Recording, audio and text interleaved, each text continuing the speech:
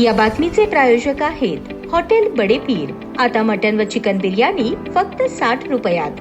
आमचा पत्ता Lakshmi market Vijapur waste आणि दुसरी शाखा मुस्लिम बादशाहपेठ सोलापूर। पोटच्या अल्पवयीन मुलीवर लैंगिक अत्याचार करणाऱ्या नराधम बापास विशेष न्यायाधीश BN सुरवसे यांनी 20 वर्ष सक्त मजुरी आणि 20,000 रुपये दंडाची शिक्षा सुनावली। याबाबत सोलापूर पोलीस ठाण्यात गुन्हा दाखल करण्यात आला होता। यातील पीडिता ही अल्पवयीन असून 15 जानेवारी 2020 रोजी घरी असताना नराधम पित्याने तिच्यावर जबरदस्तीने अत्याचार केला। त्यानंतर त्या नराधम बापाने पीडितेला घडलेली घटना कोणालाही न सांगण्याबाबत दमदाटी केली होती। त्यानंतर 2-3 दिवसानंतर पीडितेची बहिणीही घराबाहेर गेली असता त्या नराधम बापाने पुन्हा पीडितेवर अत्याचार केला। असा प्रकार त्या नराधम बापाने वारंवार पीडितेसोबत केला। एके दिवशी पीडितेच्या बहिणीने हा प्रकार पाहिला आणि तिच्या आईला सांगितला। त्यावरून सोलापूर तालुका पोलीस ठाण्यात नराधम बापाविरुद्ध बालक लैंगिक अत्याचाराच्या कलमासह बलात्काराचा गुन्हा दाखल करण्यात आला। सोलापूर तालुका पोलीस ठाण्याचे सहाय्यक पोलीस निरीक्षक देवडे यांनी आरोपी नराधम बापास अटक करून तपास केला आणि न्यायालयात दोषारोपपत्र पाठवले। या खटल्याची सुनावणी विशेष न्यायाधीश BN सुरवसे यांच्या समोर झाली। या प्रकरणी 7 साक्षीदारांच्या साक्षी